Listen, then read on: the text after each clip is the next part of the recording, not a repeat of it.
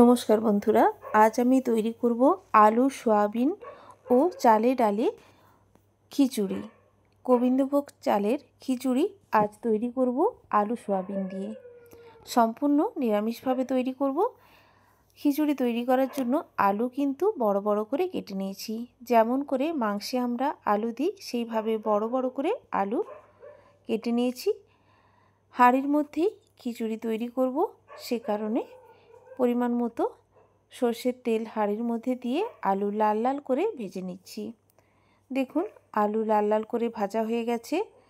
10 minute soybean জলে ভিজিয়ে রেখেছিলাম, জল থেকে সেপারেট করে নিয়ে দিয়ে দিচ্ছি আলুর ওপর সয়াবিন আলুর সাথে অনবরত নাড়াচাড়া করে ভেজে নিচ্ছি। আলু সয়াবিন ভালো করে ভেজে খিচুড়ি তৈরি করব। এভাবে আলু সয়াবিন ভালো করে ভেজে নিলে তারপর খিচুড়িতে দিলে খিচুড়ির স্বাদটা বেশ ভালো হয়। সেজন্য প্রথমেই আলু সয়াবিনকে ভালো করে ভেজে নিচ্ছি। আলু সয়াবিন ভাজা হয়ে গেছে, সুন্দর একটা রং ধরে এসছে। এরপর আলু সয়াবিন বাটিতে তুলে নিচ্ছি। দেখুন এরপর আমি আবারও হাঁড়িতে দিয়ে দেব 1 চামচ মতো সরষের তেল। খুবই অল্প তেলে খিচুড়ি তৈরি করছি।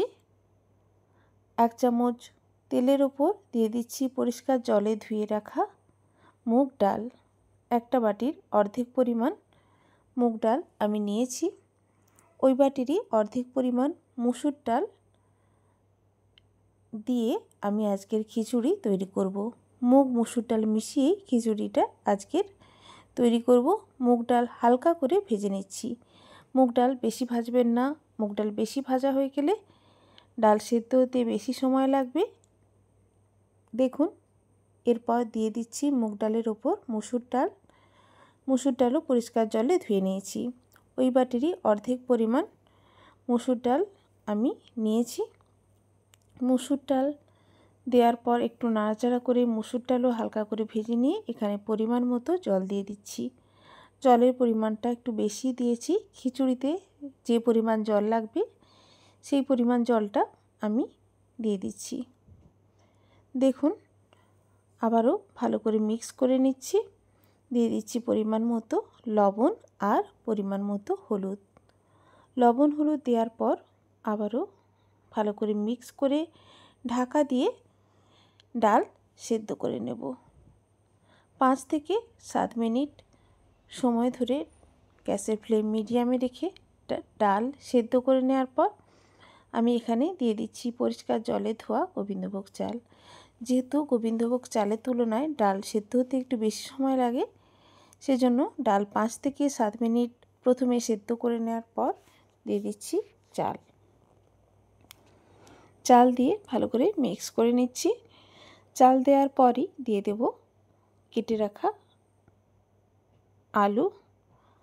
আলু যেটা আগে থেকেই ভেজে নিয়েছি। যেহেতু আলু বড় বড় করে কাটা আছে, চালের সাথেই আলুটা দিয়ে দেব।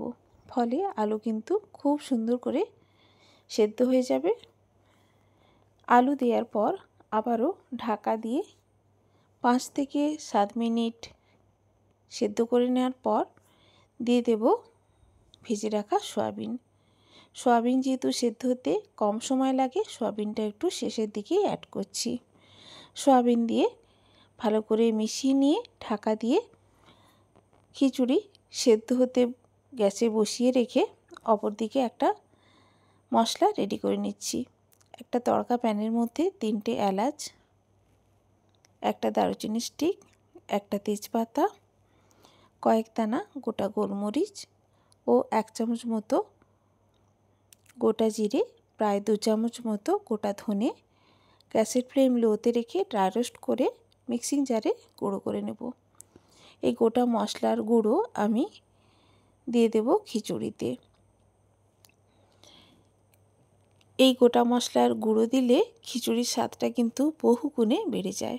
দেখুন ঢাকা খুলে দেখছি খিচুড়ির জল অনেকটাই শুকিয়ে এসছে। এখানে আমি গরম জল দিয়ে দিচ্ছি।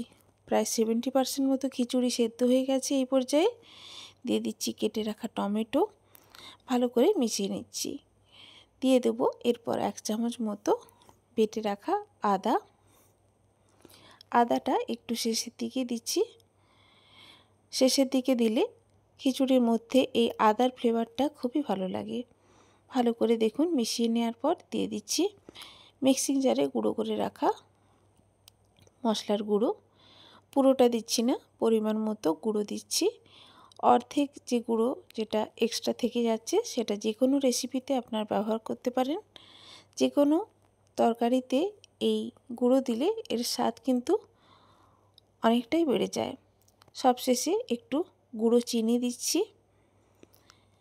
যেহেতু নিরামিষ রেসিপি একটু মিষ্টি হলে খেতে বেশি ভালো লাগে। দিয়ে দিচ্ছি ফ্রেশ ধনে পাতা ও কুচনো কাঁচা লঙ্কা। ভালো করে মিশিয়ে ঢাকা দিয়ে 5 মিনিট স্ট্যান্ডিং টাইমে রেখে প্লেটে আমি সার্ভ করছি। অপূর্ব স্বাদের হয়েছিল।